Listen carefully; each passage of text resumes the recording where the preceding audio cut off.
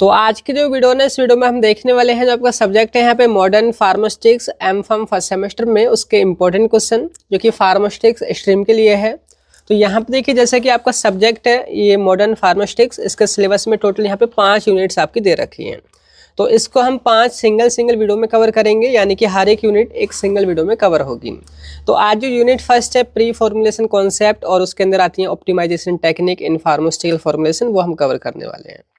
ठीक है, बाकी स्टार्ट करने से पहले मैं आपको बता दूं कि जो क्वेश्चन है इस तरीके से है ताकि जो आपका लेंथी सिलेबस है कम टाइम में कवर हो जाए। यहाँ पे शॉर्ट एंड लॉन्ग दोनों टाइप के क्वेश्चन हैं जिसके एग्जाम में पूछे जाते हैं and most of the questions previous year question basis से सेलेक्ट हुए हैं। टोटल 5 यूनिट से यहाँ पे आपके 35 क्वेश्चन यहाँ पे सेलेक्ट हुए हैं। ठीक है, तो आज हम यूनिट फर्स्ट के सारे क्वेश्चंस को देखेंगे। बाकी यहाँ पे जो कंप्लीट वीडियो वगैरह है या नोट्स PDF वगैरह हैं वो आपको हमारे फार्मेसी वाला ऐप पर मिलेंगी, आप हमारे बैच में जाकर के ज्वाइन कर सकते हैं। तो सिंपली क्या करना है, प्ले स्टोर पर जाना है, सर्च करना है फार्मेसी वाला ऐप को आपने इंस्टॉल कर लेना है एंड लॉगिन या फिर रजिस्टर करने के बाद आपको कई सारे सेक्शंस दिखेंगे। तो आपने एम.फार्म के सेक्शन पे जाना है, अपने स्ट्रीम को सिलेक्ट करना है और उसके फर्स्ट सेमेस्टर में जाना है और बैच में जाकर के ज्वाइन कर जाना है। ठीक है, वहाँ पे आपको सारा जो भी कंटेंट है वीडियो वगैरह वहाँ से आप एक्सेस कर सकते हैं। ठीक है, बाकी करते हैं इस वीडियो को स्टार्ट। पर उससे पहले गाइज मेरा नाम है सहरुद्दीन खान और आप देख रहे हैं अपना यूट्यूब चैनल फार्मेसी वाला। तो यहाँ पे देखिए हम स्टार्टिंग करते हैं। जो आपका सब्जेक्ट है मॉडर्न फार्मास्यूटिक्स, तो जानेंगे कि सबसे पहले कि ये सब्जेक्ट क्या है और इस सब्जेक्ट के क्या ऑब्जेक्टिव हैं, आप इस सब्जेक्ट को यहाँ पे क्यों पढ़ रहे हैं एज ए एम.फार्म स्टूडेंट।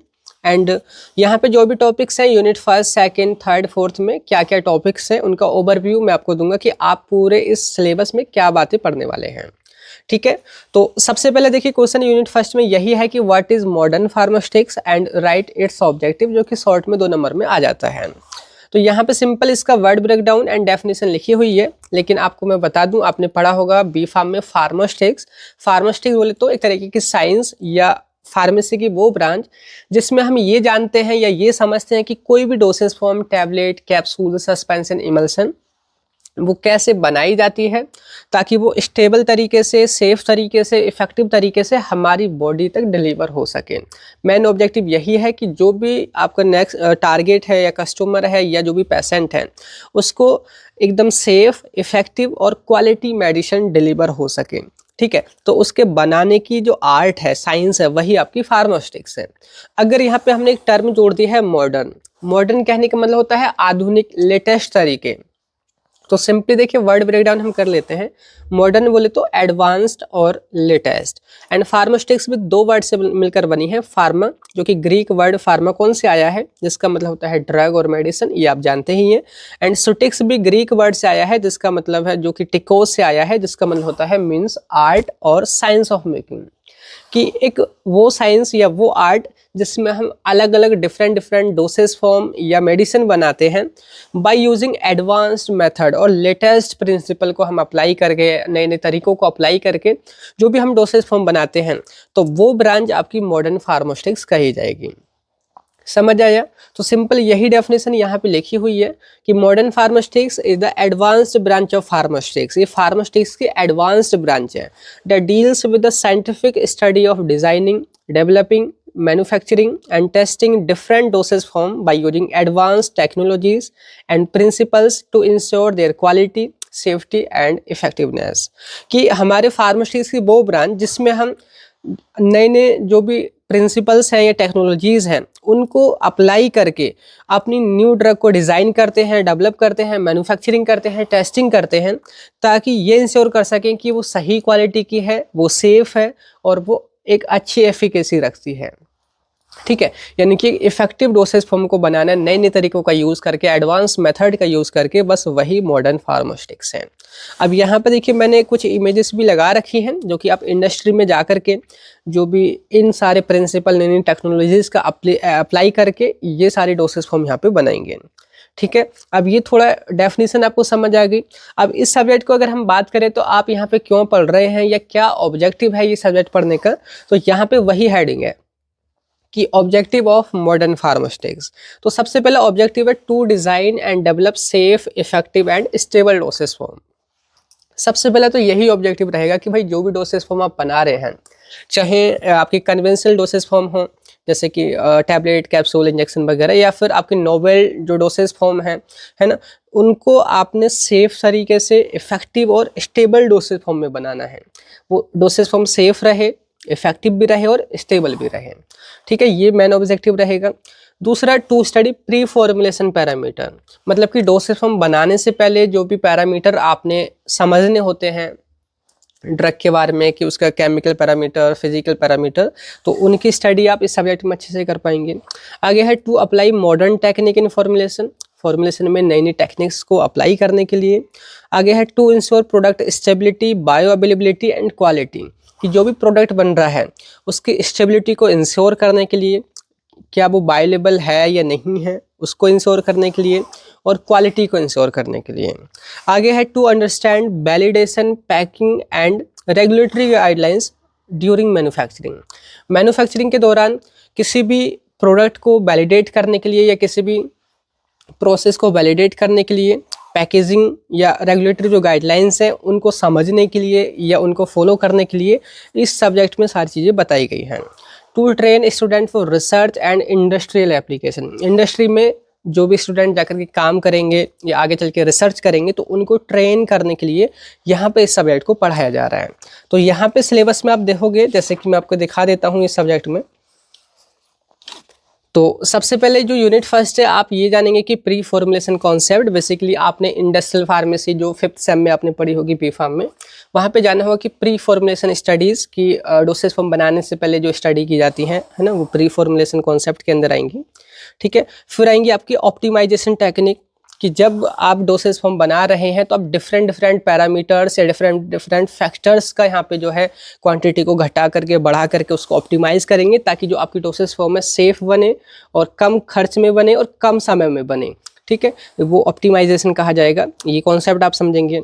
फिर आएगा आपका वैलिडेशन, कि जो भी आप प्रोसेस से बना रहे हैं या जो भी प्रोसीजर फॉलो कर रहे हैं उसको वैलिडेट करना, और कौन सी गाइडलाइंस हैं कैलिब्रेशन की, वैलिडेशन की, WHO की, ICH वाली, तो वो चीज़ें आप यहाँ पे पढ़ोगे। उसके बाद CGMP क्या है, करंट गुड मैन्युफैक्चरिंग प्रैक्टिस, जो आप इंडस्ट्री में फॉलो करते हैं। साथ के साथ इंडस्ट्रियल मैनेजमेंट, की इंडस्ट्री के अंदर कैसे भी मटेरियल को मैनेज करते हैं, प्रोडक्शन को कैसे मैनेज किया जाता है, उनकी हैंडलिंग वगैरह, ट्रांसपोर्टेशन, ये सारी चीज़ें यहाँ पे जो है आप समझने वाले हैं, ठीक है। बजट को कैसे आप यहाँ पे कंट्रोल करते हैं, कॉस्ट कंट्रोल या इंडस्ट्रियल पर्सनल रिलेशनशिप वगैरह, ये सारी चीज़ें, ठीक है। उसके बाद जो चौथी यूनिट यहाँ पर रहेगी वो आप टैबलेट की एक तरीके से फिजिक्स के बारे में पढ़ोगे, क्या कंप्रेशन होता है, कैसे होता है, और कंप्रेशन में क्या क्या फोर्स वगैरह लगते हैं, वो सारी चीज़ें आप यहाँ पे पढ़ोगे। लास्ट में आएगा स्टडी ऑफ कंसोलिडेशन पैरामीटर, कि जब ऑप्टिमाइजेशन में जिन भी आप पैरामीटर को घटा रहे हैं या बढ़ा रहे हैं, जब वो फाइनलाइज हो जाएंगे तो उनकी स्टडी करना, जैसे कि डिफ्यूजन पैरामीटर उनकी स्टडी करना, डिसोलेशन पैरामीटर की स्टडी करना, फार्माकोकाइनेटिक पैरामीटर की स्टडी करना, ये डिफरेंट यहाँ पे कॉन्सेप्ट है, इनका यूज़ करके जो आपने बायो स्टैटिस्टिक्स जो सब्जेक्ट था 8th सेमेस्टर बी फार्म में पढ़े होंगे, जैसे कि टी टेस्ट क्या है, एनोवा टेस्ट क्या है, या आपका यहाँ पे हैकल्स प्लॉट आपने पढ़ा होगा, है ना। ऐसे ही कुछ टॉपिक्स यहाँ पे आपने पढ़े होंगे, जैसे कि यहाँ पे ऑप्टिमाइजेशन टेक्निक में, जैसे कि यहाँ पे है फैक्टोरियल डिज़ाइन, काउंटर डिज़ाइन, तो या रेस्पॉन्स सरफेस मेथड। अगर आपको याद नहीं आ रहा है, आप एक बार पिछला भी जो सिलेबस है 8th सेम का वो उठा के देख लीजिएगा बायो स्टैटिस्टिक का, तो वहाँ से कई सारे टॉपिक आपके मैच करेंगे, ठीक है। तो ये ओवरव्यू रहा। तो यहाँ पे देखिए अभी आपने जाना है कि भाई ये सब्जेक्ट क्या है आपका मॉडर्न फार्मास्यूटिक्स, और इसको एज ए एम.फार्म स्टूडेंट यहाँ पे क्यों पढ़ रहे हैं, उसका यहाँ पे ऑब्जेक्टिव वगैरह, ठीक है। अब यहाँ पे देखिए जो आपकी यूनिट फर्स्ट है ना, इसमें पहले आप देखोगे पहला चैप्टर यहाँ पे प्री फॉर्मुलेशन कॉन्सेप्ट, तो पहले क्वेश्चन यहीं से बनते हैं। अब ये देखिए क्वेश्चन नंबर 2 रहेगा, define preformulation studies and write their significance, जो कि शॉर्ट में 2 नंबर में आ जाता है।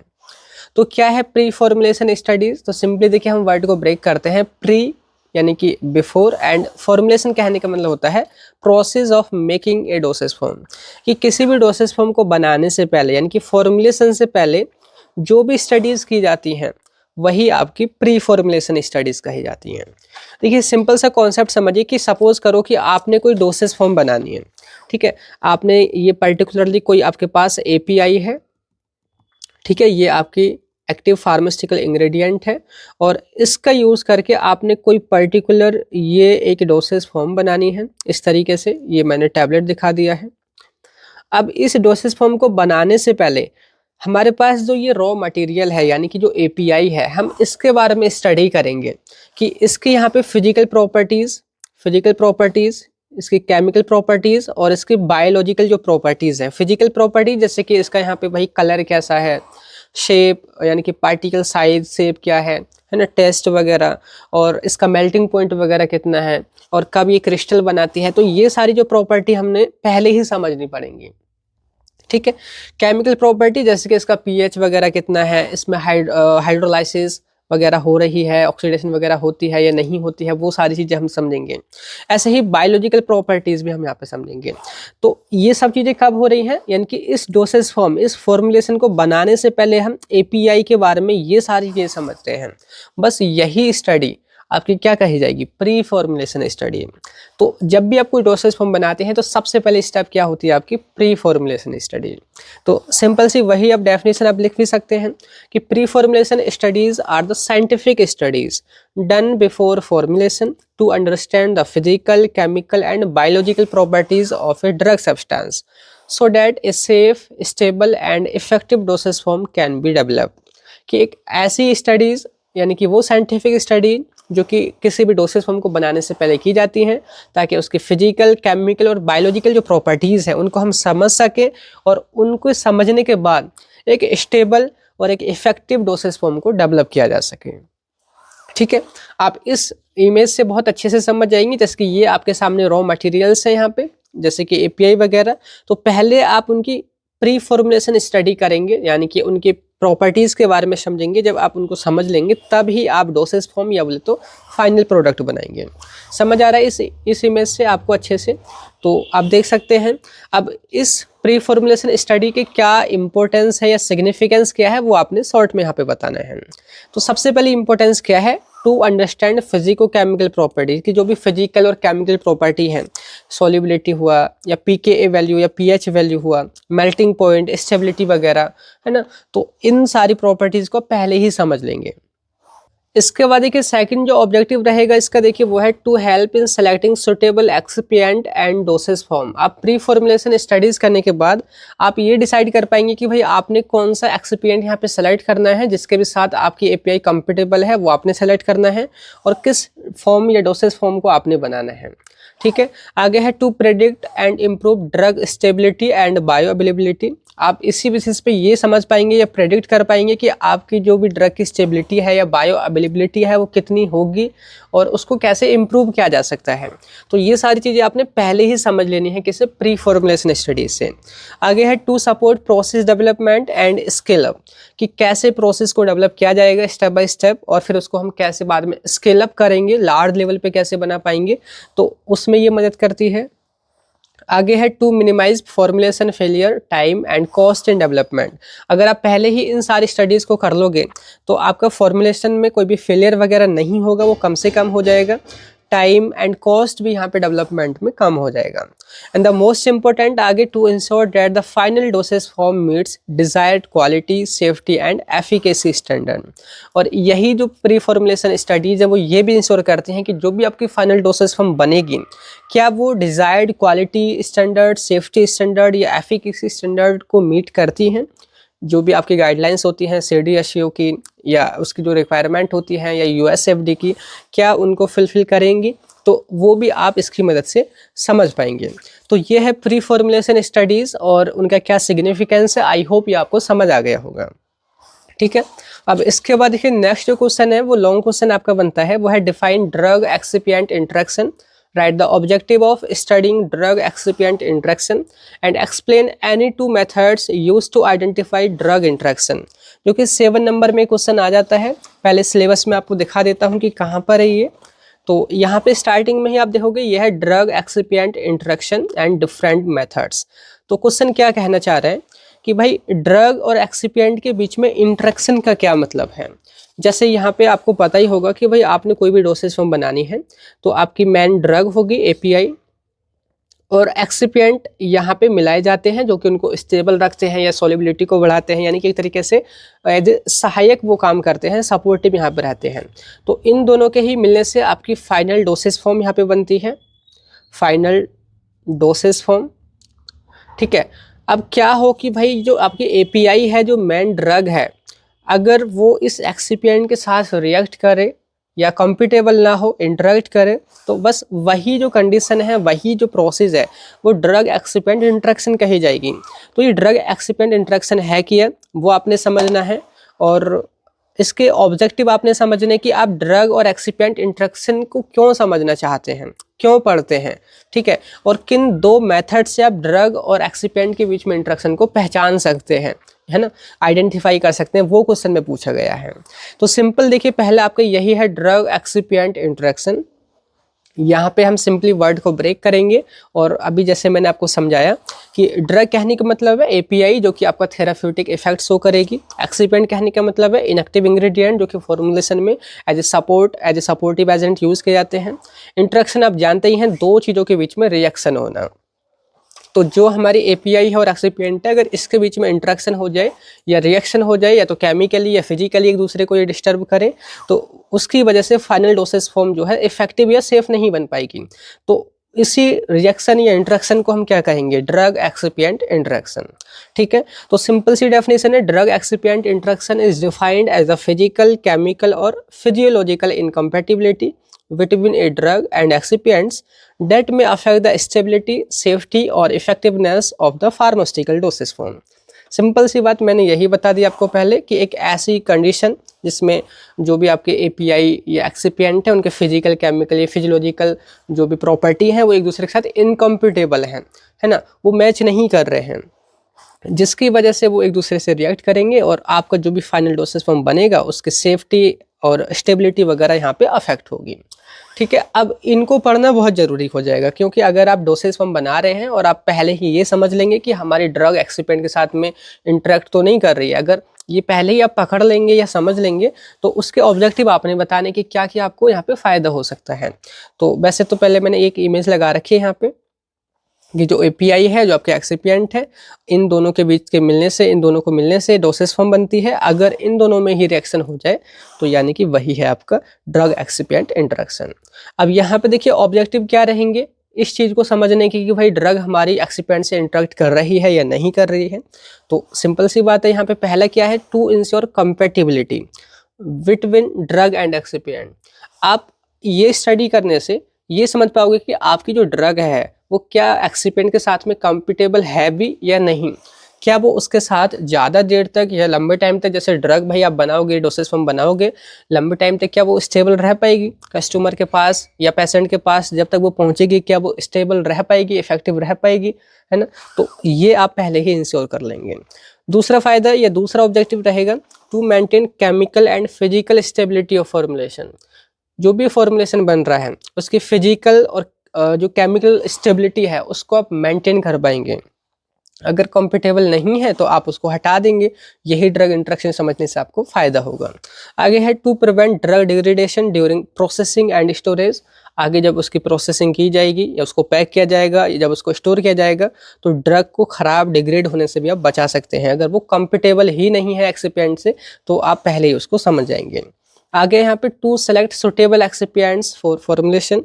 सुटेबल एक्सिपिएंट सेलेक्ट करने के लिए, मेडिसिन बनाने के लिए आप सुटेबल एक्सिपिएंट के यहाँ पे यूज़ करोगे कब, जब वो ड्रग एक्सिपिएंट से इंटरेक्ट कर रही है। ठीक है, तो ये इसके ऑब्जेक्टिव हो गए स्टडी करने के। आगे है to improve bioavailability and therapeutic efficacy. आपकी जो ड्रग है एक्चुअल अमाउंट में, जितने भी अमाउंट में वो ब्लड में पहुँचती है वो बायो अवेलेबिलिटी कही जाती है। तो बायो अवेलेबिलिटी यहाँ पे इम्प्रूव होगी और उसका जो थेराप्यूटिक एफिकेसी है, जो आप चाहते हैं कि आपकी जो ड्रग है वो सही तरीके से पेशेंट के अंदर असर दिखाए, अपना इफेक्ट शो करे, तो वो भी यहाँ पे इम्प्रूव होगा। ठीक है, तो ये यहाँ पे ऑब्जेक्टिव हैं। बाकी यहाँ पे दो ऑब्जेक्टिव और हैं, जैसे कि to reduce formulation failure and cost during product development. आप अगर इनको पहले ही समझ लेंगे कि ड्रग आपके एक्सिपिएंट से रिएक्ट कर रही है या नहीं कर रही है, तो आपका फॉर्मुलेशन फेलियर यहाँ पे रिड्यूस हो जाएगा, आपकी पूरी प्रोसेस यहाँ पे ख़राब नहीं होगी, कॉस्ट और टाइम भी यहाँ पे बचेगा ड्रग डेवलपमेंट में। ठीक है।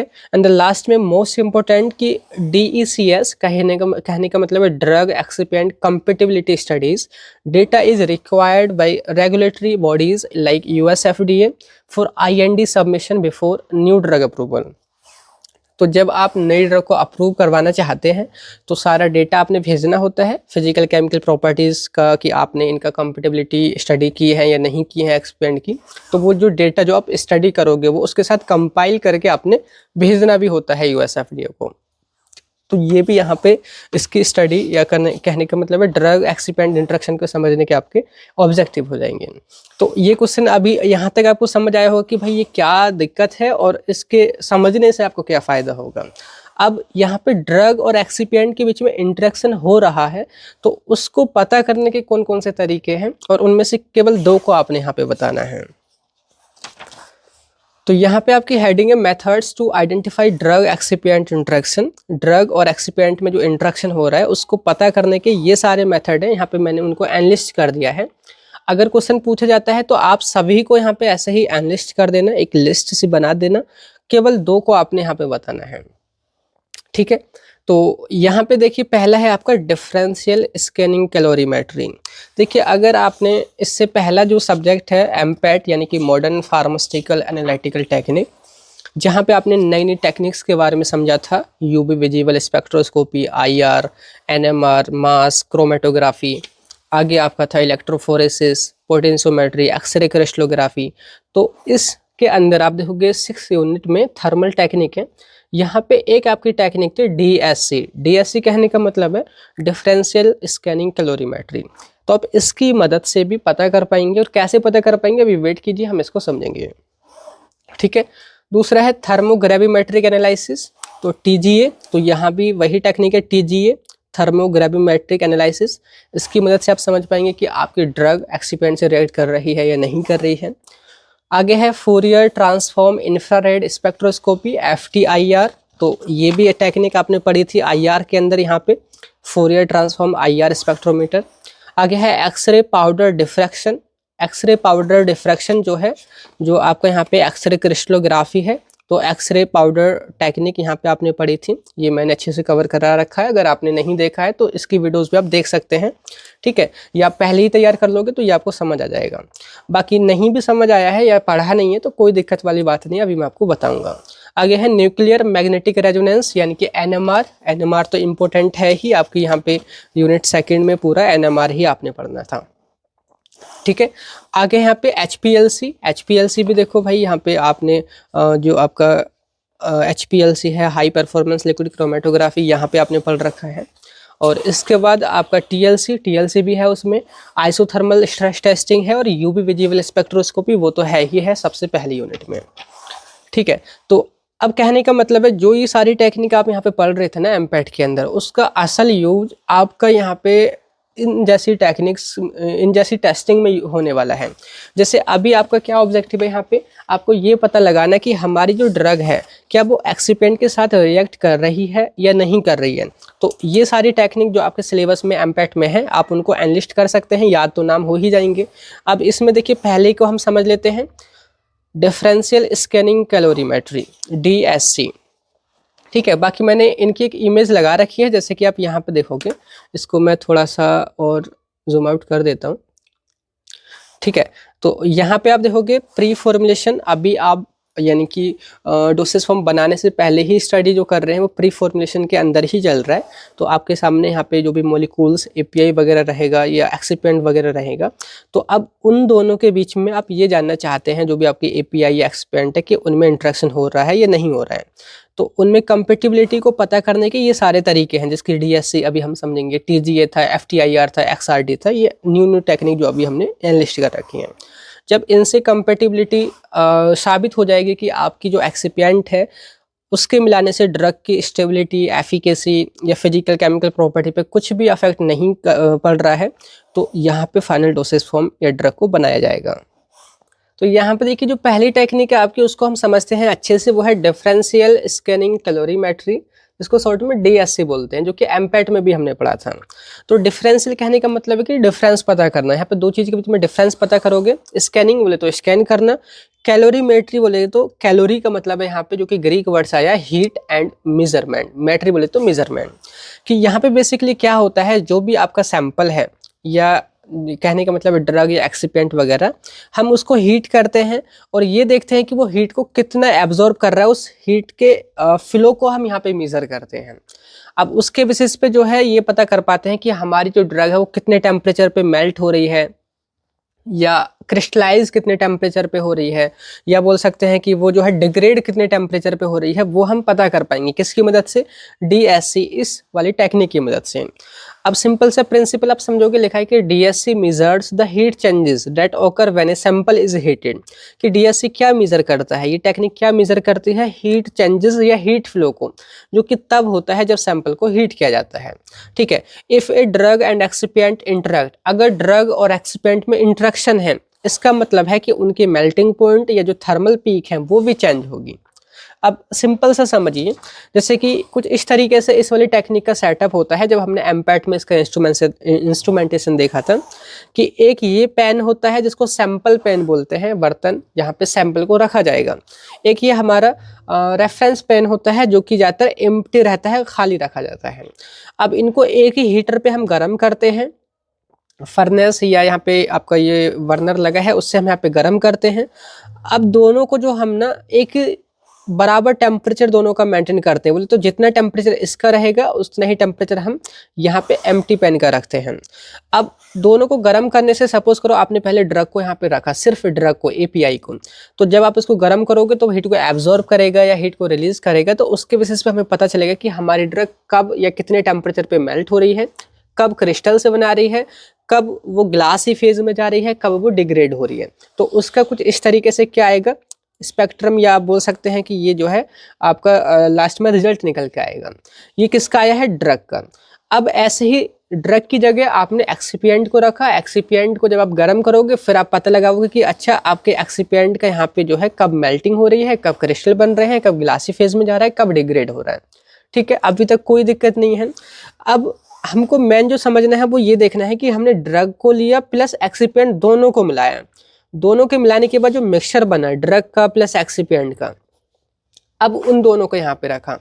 उन दोनों को रखने के बाद हमने सेम वही तरीके से गर्म करा और फिर देखा कि अब ये वाला जो मिक्सचर है ये कब मेल्ट हो रहा है, कब यहाँ पे क्रिस्टल बन रहे हैं, कब ग्लासी फेज में जा रहा है और कब ये डिग्रेड हो रहा है।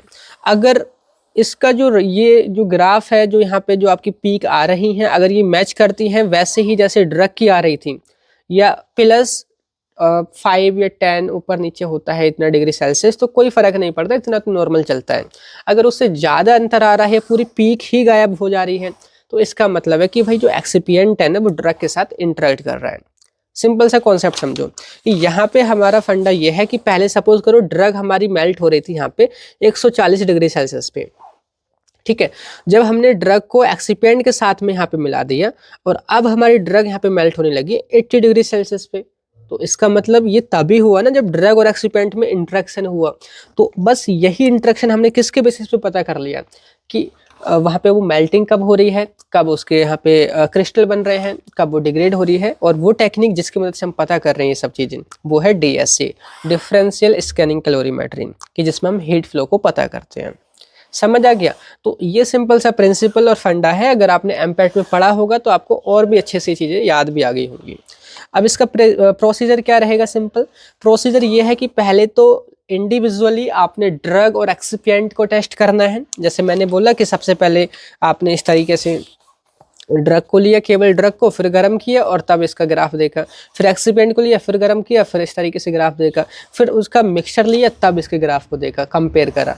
तो वही है कि सबसे पहले take individual sample of drug, excipient and their 1:1 physical mixture, कि पहले ड्रग का आप सैंपल लो, उसको टेस्ट करो, एक्सिपिएंट का लो, उसको टेस्ट करो, फिर उनके मिक्सचर को टेस्ट करो और कंपेयर करो। Run them separately in A DSC analyser, दोनों को रन करना है DSC एनालाइजर में और कंपेयर करना है। जो भी थर्मोग्राम आएगा, जो भी रिजल्ट आएगा, दोनों का कंपेयर करना है। ऑब्जर्वेशन में क्या नोट करोगे आप कि अगर मेल्टिंग पॉइंट की जो पीक थी अगर उसमें कोई भी चेंज नहीं आ रहा है या थोड़ा बहुत चेंज आ रहा है प्लस 10 माइनस, ठीक है, तो मतलब कि कोई खास कोई नो इंटरेक्शन। अगर वहाँ पे पीक ही मेल्टिंग पॉइंट की या तो शिफ्ट हो रही है बहुत ज़्यादा या डिसअपियरेंस हो रहा है उसका या वो नज़र ही नहीं आ रही, इसका मतलब कि वहाँ पे इंटरेक्शन हुआ है। समझ गए सिंपल सी बात। तो ये है आपकी DSC कैलोरीमेट्री, जिसकी मदद से आप पता कर रहे हैं कि ड्रग एक्सिपेंट से इंटरेक्ट कर रही है या नहीं कर रही है। इसके बाद देखिए सेकंड जो टेक्निक आपकी यहाँ पे वो है Fourier transform infrared spectroscopy, short में FTIR बोलते हैं। तो ये वाली टेक्निक भी आपने एमपैट में पढ़ी होगी, तो देखोगे यहाँ पे यूनिट फर्स्ट में ही IR स्पेक्ट्रोस्कोपी का नहीं, ये एडवांस वर्जन होता है जिसको हम फोरियर ट्रांसफॉर्म IR स्पेक्ट्रोमीटर बोलते हैं। तो इसमें IR स्पेक्ट्रोस्कोपी में अगर आपको याद हो तो बेसिकली हम IR जो लाइट है या रेडिएशन है वो देते हैं, और जो भी केमिकल होता है उसके जो बॉन्ड है वो एक स्पेसिफिक फ्रीक्वेंसी पे वो जो है क्या करते हैं, वाइब्रेट करते हैं। अब जब भी फ्रीक्वेंसी मैच करती है तो वहाँ पे लाइट को या IR रेडिएशन को एब्जॉर्ब कर लेता है।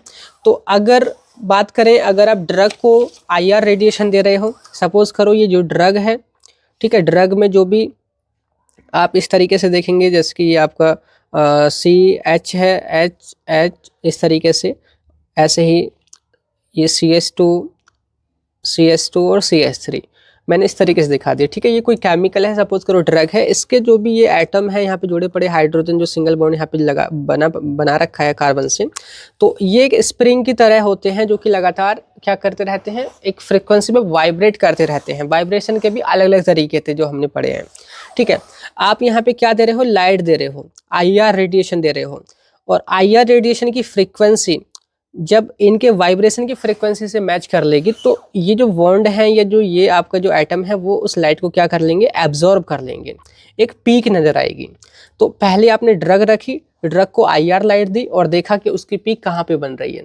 फिर ऐसे ही आपने ड्रग और एक्सीपेंट का मिक्सचर रखा और फिर देखा कि अब उनकी पीक कहाँ बन रही है। अगर उनके बॉन्ड एब्जॉर्प्शन या बोल तो जो फ्रीक्वेंसी सेम अगर चेंज हो रही है या पीक कहीं दूसरी जगह बन रही है, डिसिपियर ही हो जा रही है, तो इसका मतलब है कि यहाँ पे वो रिएक्ट कर रहे हैं, इंट्रैक्शन है।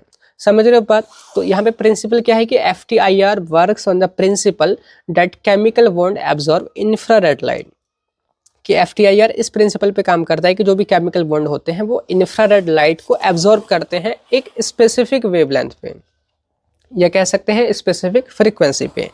Any change in peak position और शेप शोज इंट्रैक्शन, अगर पीक पोजीशन में बदलाव होता है या पीक के शेप में बदलाव होता है उसका मतलब कि वहाँ पे इंट्रैक्शन है। प्रोसीजर क्या है, सिंपल वही कि पहले आपने रिकॉर्ड करना है इंफ्रारेड स्पेक्ट्रा, किसका, ड्रग का और एक्सीपेंट का, फिर दोनों के मिक्सचर का करना है, फिर तीनों को यहाँ पे कंपेयर कर लेना है, जो भी स्पेक्ट्रम जो भी पीक आ रही हैं। ऑब्जर्वेशन में क्या देखना है कि अगर पीक शिफ्ट हो रही है या अगर शिफ्ट हो रही है नई पीक बन रही है मतलब कि केमिकल इंट्रैक्शन है, अगर शिफ्ट नहीं हो रही है पीक या नई पीक नहीं बन रही है इसका मतलब कि कोई भी इंट्रैक्शन नहीं है। समझ गए। तो ये दो तरीके हमने देखे कि कैसे ड्रग और एक्सीपेंट के बीच में आप इंट्रैक्शन को पता करोगे, इंट्रैक्शन क्या होता है ड्रग और एक्सीपेंट का, और उनकी स्टडी करने के यहाँ पे ऑब्जेक्टिव भी हमने जाने। इसके बाद देखिए नेक्स्ट क्वेश्चन आपका यहाँ पे वो है define accelerated stability testing and stability kinetics with its importance, जो कि शॉर्ट में 2 नंबर में आता है। तो देखिए सिलेबस में आपके यहाँ पर है काइनेटिक्स ऑफ स्टेबिलिटी, या कहें तो स्टेबिलिटी काइनेटिक्स, ये क्या है, और स्टेबिलिटी टेस्टिंग का एक टाइप होता है एक्सेलरेटेड स्टेबिलिटी टेस्टिंग। तो इसका क्या मतलब है, तो सिंपली देखिए हम वर्ड को ब्रेक करते हैं, accelerated plus stability plus testing. Accelerated कहने का मतलब होता है यानी कि काफ़ी तेज, फास्ट, तो लिखा है मीन्स फास्ट और इंक्रीज रेट। स्टेबिलिटी आप जानते हैं किसी भी सब्सटेंस, किसी भी ड्रग की वो एबिलिटी जिससे वो स्टेबल रह पाती है उसको हम स्टेबिलिटी कहेंगे। टेस्टिंग का मतलब होता है प्रोसेस ऑफ चेकिंग और एवेल्युएशन। किसी भी ड्रग की स्टेबिलिटी को अगर हम एवेल्युएट कर रहे हैं बहुत ही फास्ट तरीके से, बहुत ही जल्दी, तो उस तरीके को, उस टेस्टिंग को हम कहेंगे एक्सेलरेटेड स्टेबिलिटी टेस्टिंग। तो पहले तो हम यही समझेंगे कि भाई ये स्टेबिलिटी टेस्टिंग क्या है, क्यों ये की जा रही है, और फिर उसका ये टाइप क्या कहना चाह रहा है। तो देखिए जब भी आप कोई भी डोसेज फॉर्म बनाते हैं, सपोज करो कि यहाँ पे ड्रग और एक्सीपेंट को मिलाने से आपने यहाँ पे कोई पर्टिकुलर डोसेज फॉर्म टैबलेट या आपका कोई भी कैप्सूल, क्रीम, सस्पेंशन जो भी आपने बनाया, आपको पता ही है कि उनकी एक एक्सपायरी डेट सेट की जाती है कि भाई वो इतने साल बाद या इतने दिनों बाद वो जो है यूज़ नहीं की जानी है, एक्सपायर हो जाएगी। तो वो एक्सपायरी डेट को पता करने के लिए कि हमारी ड्रग 2 साल बाद या 4 साल बाद जो भी फाइनल कस्टमर के पास पहुंच रही है, पेशेंट के पास पहुंच रही है, क्या वो स्टेबल तरीके से वहां तक पहुंच पाएगी या नहीं पहुंच पाएगी, या उसका हम अनुमान या प्रेडिक्शन कैसे कर पाते हैं। तो उसको पता लगाने के तरीके होते हैं जिसको हम बोलते हैं स्टेबिलिटी टेस्टिंग। उसमें सबसे एक सही तरीका है वो है एक्सेलरेटेड स्टेबिलिटी टेस्टिंग, कि इसमें जो भी हमारी ड्रग या डोसेज फॉर्म होती है उसको हम हाई टेम्परेचर और हाई ह्यूमिडिटी पे रख देते हैं एक पर्टिकुलर ड्यूरेशन के लिए, 6 महीने के लिए या उससे भी ज़्यादा के लिए। अलग अलग तरीके होते हैं जिससे हम ये पता कर पाते हैं कि हमारी ड्रग इतने टेम्परेचर पे रखने पर या इतनी ह्यूमिडिटी पे रखने पर क्या वो ख़राब हो रही है या नहीं हो रही है, और उसी के बेसिस पे हम उसके एक्सपायरी डेट को पता करेंगे। समझ रहे हो मेरी बात।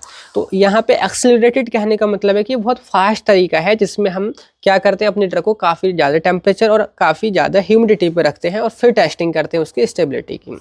तो सिंपल कैसे डिफाइन करोगे कि accelerated stability testing is a scientific method used to evaluate the stability and predict the shelf life of a drug product by storing it under high temperature, humidity and light conditions for a shorter period of time। कि एक वो scientific method जिसमें हम drug की stability को पता करना चाहते हैं या शेल्फ लाइफ को हम पता करना चाहते हैं। कैसे? जो भी ड्रग है उसको हाई टेम्परेचर पे रख के या हाई ह्यूमिडिटी या ज़्यादा लाइट कंडीशन यानी कि रोशनी में रख के, और ये सब कितनी जल्दी यानी कि शॉर्ट टाइम में सारी चीज़ें पता की जा रही हैं। देखो हमें पता है हमारी ड्रग 2 या 4 साल चलेगी, अब हम 2 या 4 साल का तो वेट नहीं करेंगे कि कब एक्सपायर होगी, कब डिसाइड करेंगे। तो उसके लिए हम ऐसा एक एनवायरनमेंट बनाते हैं कि हाई टेम्परेचर रहे, हाई ह्यूमिडिटी रहे, लाइट कंडीशन रहे और हम अपनी ड्रग की जो है स्टेबिलिटी को पता कर पाएँ। तो वैसे ही इंडस्ट्री में एक यहाँ पे एक एरिया होता है या बोल सकते हैं स्टेबिलिटी चैम्बर होता है, जिसमें पर्टिकुलर जो भी टेम्परेचर पे आपने रखना है वो फिक्स्ड होता है, उतनी ही ह्यूमिडिटी रहती है और लाइट कंडीशन भी रहती है। तो ये सब आपको समझ आ गया होगा। जैसे कि यहाँ पे भी दिखा रहा है कि predict the shelf life of your pharma product, कि एक्सेलरेटेड स्टेबिलिटी टेस्टिंग मतलब आपके जो भी प्रोडक्ट हैं उनकी सेल्फ लाइफ को आप पता करोगे इस तरीके से स्टेबिलिटी चैम्बर में रख करके। इसको बंद कर देते हैं 6 महीने के लिए, कि फिर देखते हैं उसका इफेक्ट क्या बदलाव आ रहे हैं फिजिकल या केमिकल प्रॉपर्टी पे, ठीक है, एफिकेसी वगैरह। ऐसे ही यहाँ पे आपको मैंने एनलिस्ट कर रखा है कि जो स्टेबिलिटी की जो टेस्टिंग है ना वो 3 तरीकों से होती है। लॉन्ग टर्म यानी कि लंबे टाइम के लिए लंबा टाइम उसमें लगता है, इंटरमीडिएट और सबसे नीचे है एक्सेलरेटेड। हमने अभी यही जाना था। अब ICH की गाइडलाइन के अकॉर्डिंग उनकी कुछ स्टोरेज कंडीशन है कि अगर आप लंबे टाइम की लॉन्ग टर्म स्टडी करना चाहते हैं स्टेबिलिटी पर, और तो उसकी कितना यहाँ पे टेम्परेचर रखना होगा, कितनी ह्यूमिडिटी होगी और कितने टाइम के लिए वो रखना होगा, मिनिमम टाइम पीरियड। तो लॉन्ग टर्म के लिए यहाँ पे देखिए 25 डिग्री सेल्सियस टेम्परेचर है ±2 डिग्री सेल्सियस, और यहाँ पे रिलेटिव ह्यूमिडिटी जो रहेगी वो 60 ±5%। तो ये इतनी रिलेटिव ह्यूमिडिटी और टेम्परेचर पे आपने रखना है, या तो ये या फिर जो 30 ±2 डिग्री सेल्सियस और 65 ±5%, तो इतने पे आपने रखना है। कितने टाइम के लिए? मिनिमम टू मिनिमम तो 1 ईयर और अप टू 5 ईयर। तो ये लॉन्ग टर्म स्टडी होगी, ठीक है। इतने टाइम आपने वेट करना होगा, इतना ही एज इट इज टेम्परेचर और इतनी ही ह्यूमिडिटी सेट करके आप अपने उस पर्टिकुलर जो भी ड्रग है, प्रोडक्ट है, उसको आप इस स्टेबिलिटी चैम्बर में रख दोगे और फिर उसका आप रिजल्ट देखोगे, ठीक है। दूसरा तरीका था इंटरमीडिएट, कि यहाँ पे टेम्परेचर 30 ±2 डिग्री सेल्सियस रहेगा और इतना आपका रिलेटिव ह्यूमिडिटी, और ये 12 मंथ के लिए रखी जाएगी। ऐसे ही जो अभी हमने समझा ना वो था एक्सेलरेटेड, बोले तो काफ़ी कम टाइम में ये होता है, 6 मंथ में ये आपने करना होता है या हो जाता है। इसको आप 40 डिग्री सेल्सियस से ±2 डिग्री सेल्सियस पे आप रखोगे ड्रग प्रोडक्ट को, 75 ±5% रिलेटिव ह्यूमिडिटी रहेगी। तो इतना टेम्परेचर 40 और इतनी रिलेटिव ह्यूमिडिटी आप फिक्स कर दोगे और इसमें अपनी ड्रग को रखोगे और अपनी ये एक्सेलरेटेड स्टेबिलिटी टेस्टिंग करके उसके सेल्फ लाइफ या बोल सकते हैं एक्सपायरी डेट को आप पता कर पाएंगे।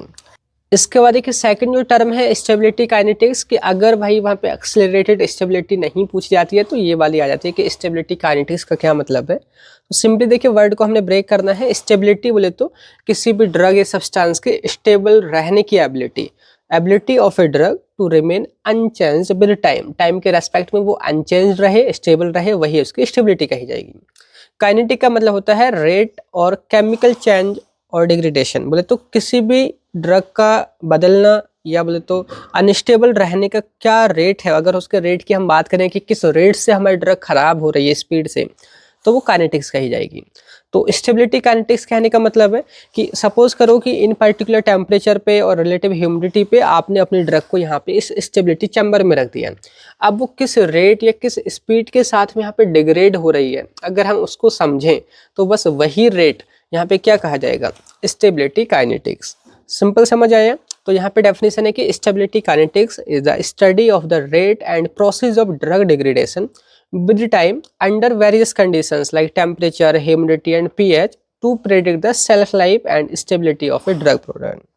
कि किसी भी ड्रग प्रोडक्ट की सेल्फ लाइफ या स्टेबिलिटी को पता करने के लिए जब हम अपने ड्रग को या प्रोडक्ट को इस पर्टिकुलर स्टेबिलिटी चैम्बर में रख देते हैं एक स्पेसिफिक टेम्परेचर और रिलेटिव ह्यूमिडिटी पे, और फिर उसके बीच उसमें क्या होता है, डिग्रेडेशन होता है प्रोडक्ट में टाइम के हिसाब से, तो कितने रेट से कितने स्पीड से वो डिग्रेडेशन हो रहा है, बस वही समझना यहाँ पे स्टेबिलिटी काइनेटिक्स कहा जाएगा। अब इसकी इंपॉर्टेंस क्या है, अगर आप स्टेबिलिटी काइनेटिक्स को पता कर रहे हैं तो पहला है तो आप ड्रग की सेल्फ लाइफ को पता कर पाएंगे, है ना, उसकी एक्सपायरी डेट को पता कर पाएंगे। दूसरा यहाँ पे determine the rate and order of drug degradation, किस ऑर्डर और किस रेट से ड्रग खराब हो रही है वो पता कर पाएंगे। आप उस ड्रग को स्टोर करने के लिए प्रॉपर स्टोरेज कंडीशंस क्या रहेंगी वो बता पाएंगे, और पैकेजिंग मटेरियल क्या रहेगा वो डिसाइड कर पाएंगे। आगे है to ensure the quality, safety and efficacy of the product, आप इसकी मदद से ड्रग की या जो भी प्रोडक्ट है उसकी क्वालिटी, सेफ्टी और एफिकेसी को भी यहाँ पे इंश्योर कर पाएंगे। एंड द मोस्ट इंपॉर्टेंट जो कि है provides data for regulatory submission, ICH या WHO गाइडलाइंस के अकॉर्डिंग जो आपने ये डेटा भेजना होता है, तो उसमें भी ये जो टेस्टिंग आप करोगे या इस काइनेटिक को पता करोगे तो वो सारी चीज़ें आपने सबमिट भी करनी होती है अप्रूवल के लिए। तो ये सारी चीज़ें अभी आपने समझी हैं कि क्या है एक्सेलरेटेड स्टेबिलिटी टेस्टिंग और स्टेबिलिटी की काइनेटिक क्या है और उसकी इंपॉर्टेंस वगैरह। इसके बाद देखिए नेक्स्ट क्वेश्चन आपका यहाँ पे वो है define dispersion and mention the theories of dispersion, जो कि शॉर्ट में 2 नंबर में आ जाता है। तो यहाँ पे आप सिलेबस में देखोगे थ्योरीज ऑफ डिस्पर्सन, आपने पहले ये बताने की डिस्पर्सन क्या है और उसकी थ्योरी बतानी है। तो मैंने यहाँ पे कई सारी थ्योरी बताई है, अगर ये लॉन्ग में भी आ जाता है तो आप उन सभी को लिख दीजिएगा, वरना शॉर्ट में आप केवल 2 या 3 थ्योरी मैक्सिमम लिखिएगा, ठीक है। तो यहाँ पे सबसे पहले हम जानेंगे कि डिस्पर्सन का क्या मतलब है। डिस प्लस पर्सन, हमने इस तरीके से वर्ड को ब्रेक कर दिया है। डिस का मतलब होता है अलग अलग, यानी कि अपार्ट और सेपरेट। पर्सन का मतलब होता है जो कि लैटिन टर्म से आया है स्पार्गियर से, उसका मतलब है यहाँ पे स्कैटर और स्प्रेड, मतलब कि कोई भी जो पार्टिकल्स हैं या ड्रॉपलेट्स हैं उनका अलग अलग होकर के फैले रहना, स्प्रेड रहना और एक सिस्टम बनाना, वही आपका डिस्पर्सन कहा जाएगा। जैसे इमल्सन और सस्पेंशन आपने पढ़े थे तो वो डिस्पर्सन के ही एक टाइप है। जैसे यहाँ पे मैंने वही दिखा रखा है कि ये जैसे ब्लू कलर में आप देखोगे एक मीडियम जिसको बोलते हैं डिस्पर्सन मीडियम, और जब उसके अंदर कुछ ड्रॉपलेट्स या तो आपकी लिक्विड की ड्रॉपलेट या फिर कुछ पार्टिकल सॉलिड के अगर वो फैले रहते हैं तो उसको हम डिस्पर्स फेज बोलते हैं। कि जब भी सॉलिड के पार्टिकल्स या लिक्विड की ड्रॉपलेट्स किसी एक मीडियम में या डिस्पर्सन मीडियम में फैले रहते हैं अच्छी तरीके से अलग अलग, तो उसको हम बोलते हैं डिस्पर्सन, ठीक है।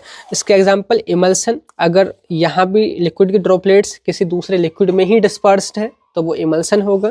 अगर सॉलिड के छोटे छोटे पार्टिकल्स लिक्विड में डिस्पर्स्ड है तो वो वहाँ पे सस्पेंशन होगा। ये चीज़ आई होप आपको पता ही होगी, ठीक है। तो यहाँ पे वो इमेज भी मैंने लगा रखी है, जैसे आपको यहाँ पे नजर आएगा जो ब्लू कलर में है, जो ये डिस्पर्सन मीडियम है, और इसके अंदर जो है इस तरीके से ड्रॉपलेट्स या तो वाटर की या लिक्विड जो भी होगा या कोई भी सॉलिड की, तो वो डिस्पर्स फेज कहा जाएगा।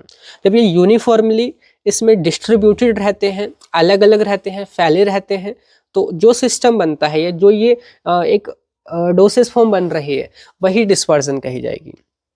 समझ आया। और ये चीज़ें एग्जाम के तौर पे नेचुरली भी नेचर में भी मिलती है, अभी मैं आपको बताऊंगा, ठीक है। तो डेफिनेशन क्या बनती है यहाँ पे कि dispersion is a system in which one substance यानी कि disperse phase is uniformly distributed as small particles और droplets in another continuous phase, that is dispersion medium.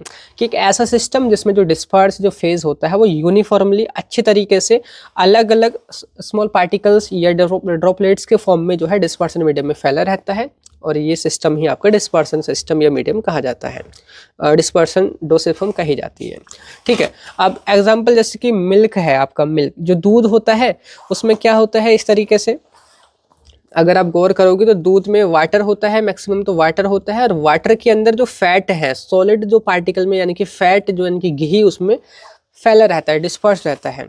तो मिल्क ये इसी का एग्जांपल है डिस्पर्सन का, कि फैट ड्रॉपलेट्स जो होती हैं डिस्पर्स फेज में वो वाटर में यहाँ पे क्या होती हैं, घुली होती हैं। ठीक है, फैट ये लिक्विड फॉर्म में भी हो सकता है। आगे है फॉग। फॉग की बात करते हैं तो जिसमें जो वाटर की जो ड्रॉपलेट्स है वो एयर में जो है फैली रहती हैं, तो ये भी एग्जाम्पल हो गया। अब यहाँ पे जो क्वेश्चन में पूछा है ना वो है थ्योरीज, कि वो सारी चीज़ें या वो सारे कॉन्सेप्ट जो ये आपको बताएंगे कि आखिर कैसे ये डिस्पर्स जो फेज है, ये डिस्पर्जन मीडियम में कैसे अलग अलग फैले रहते हैं, कैसे ये एक दूसरे से नहीं मिलते हैं, या कैसे ये स्टेबल रह पाता है, वो क्या है इसके पीछे की कहानी या क्या है इसके पीछे का कॉन्सेप्ट। तो ये अलग अलग थ्योरी दी है साइंटिस्ट ने, जैसे इलेक्ट्रिकल डबल लेयर की थ्योरी है, विस्कोसिटी थ्योरी है, आगे आपका फिल्म एडजॉर्प्शन थ्योरी है, वेज थ्योरी है, इंटरफेशियल टेंशन थ्योरी है, और आगे यहाँ पे ब्राउनियन मोशन थ्योरी। तो ये जो सारी थ्योरी हैं अगर लॉन्ग में आती हैं तो आप इनको लिख दीजिएगा और आपका 7 मार्क्स अकॉर्डिंग कंप्लीट हो जाएगा। ठीक है, अगर शॉर्ट में आती है तो कोई 1-2 ही आपने लिखनी है। तो यहाँ पे देखिए सबसे पहले जो थ्योरी है ना वो है यहाँ पे electrical double layer theory. Electrical double layer theory का क्या कहना है कि जो भी आपके डिस्पर्स फेज में जो भी पार्टिकल्स या ड्रॉपलेट्स जो होती है ना वो एक पर्टिकुलर चार्ज कैरी करती हैं, है ना, और वो चार्ज एक दूसरे पे सिमिलर होता है, जैसे कि इस पर प्लस है तो इस पर भी प्लस है, इस पर भी प्लस है, तो इस वजह से वो एक दूसरे को क्या करती हैं, रेपेल करती हैं, और इसी वजह से ये दूर दूर फैली रहती हैं, स्प्रेड रहती हैं, और ये स्टेबल भी रह पाता है आपका सिस्टम। तो ये कहना है किसका, इलेक्ट्रिकल डबल लेयर थ्योरी का। यहाँ पे सिंपल लिखना है according to this theory disperse जो पार्टिकल्स होते हैं which carry electrical charges which repel each other. ठीक है, रेपेल करते हैं, इट प्रिवेंट एग्रीगेशन जिससे वो इकट्ठा नहीं हो पाते और आपका सिस्टम स्टेबल रह पाता है। ठीक है, दूसरा है यहाँ पे विस्कोसिटी थ्योरी।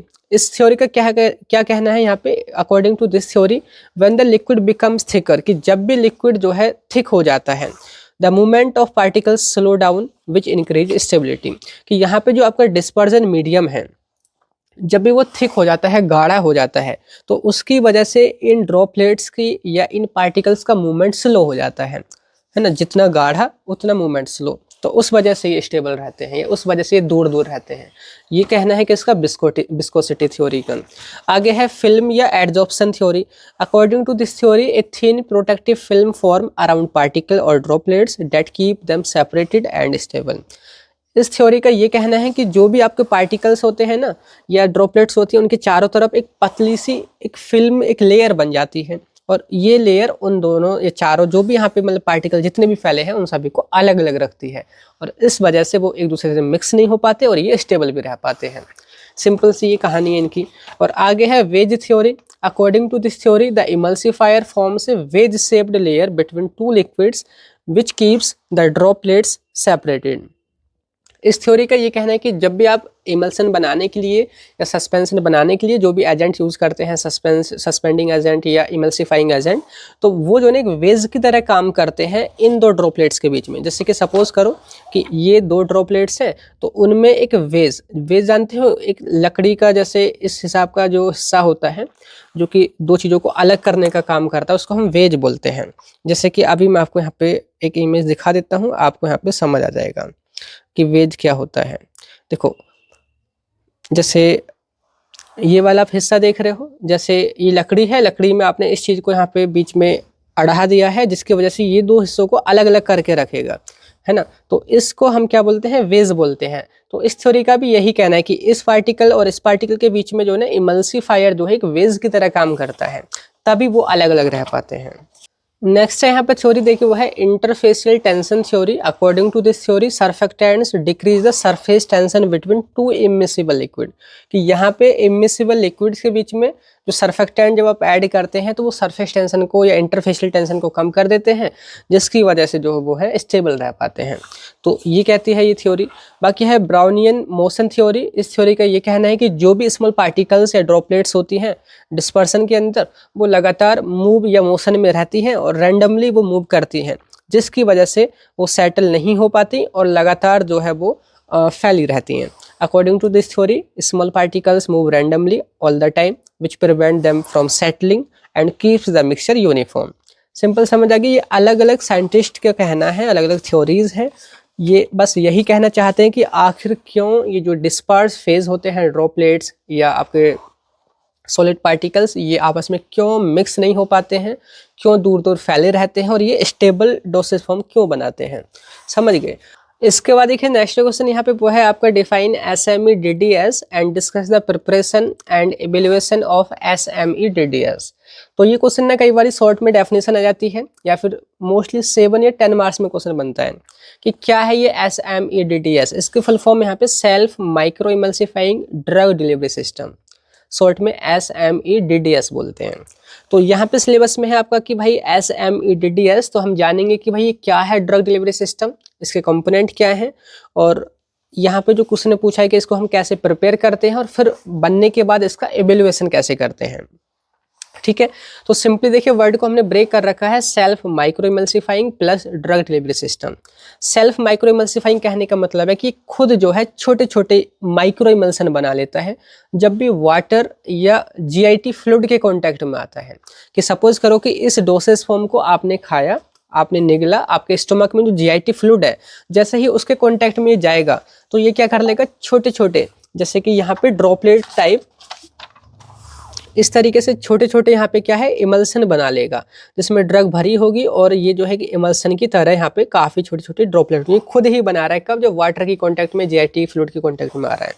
तो इसका मतलब यही लिखा है, means the system which forms small oil in water droplets by itself when it comes in contact with water. Simple समझ आ गया। एंड ड्रग डिलीवरी सिस्टम बोले तो एक ऐसा मेथड जिसकी मदद से ड्रग को डिलीवर किया जा रहा है बॉडी में, method to deliver drug into the body. तो एक ऐसा ड्रग डिलीवरी सिस्टम, एक ऐसा तरीका ड्रग को डिलीवर करने का कि जिसमें जो डोसेज फॉर्म है वो इस तरीके से डिज़ाइन है कि जब भी वो कांटेक्ट में आती है वाटर के या GIT फ्लूइड के, वो खुद ब खुद क्या है माइक्रो इमल्सन यहाँ पे बना लेती है। अब माइक्रो इमल्सन यहाँ पे जो है बहुत ज़्यादा संख्या में बनते हैं, हजारों की संख्या पे छोटे छोटे क्या बन जाते हैं, माइक्रो इमल्सन बन जाते हैं। अब इसकी वजह से ये जो है इंटेस्टाइन में, जैसे कि इंटेस्टाइन के अगर ये करीब जाएंगे, अगर आप ऐसे समझो कि ये इंटेस्टाइन है, ठीक है, तो यहाँ पे ये सरफेस एरिया ज़्यादा घेरेंगे इंटेस्टाइन के, जिसकी वजह से एब्जॉर्प्शन बढ़ता है और ब्लड में ये जो है जल्दी एब्जॉर्ब होते हैं, साथ के साथ एफिकेसी भी यहाँ पे बढ़ती है। समझ रहे हो। तो ये जो है क्या है आपका एक SME-DDS एक ड्रग डिलीवरी सिस्टम होगा। तो सिंपल से कैसे डिफाइन करोगे, अभी मैं आपको इमेज में दिखाऊंगा कि SME-DDS is a mixture of oil, surfactant, cosurfactant and drug that forms fine oil in water microemulsion by itself when it comes in contact with gastrointestinal fluid। कि बेसिकली क्या है ना कि ये कैप्सूल होता है, जैसे कि सपोज करो कि ये आपके पास में कैप्सूल है, ये मैंने इस तरीके से बनाया और ये इस तरीके से कैप्सूल का यहाँ पे मैंने कैप बना दिया।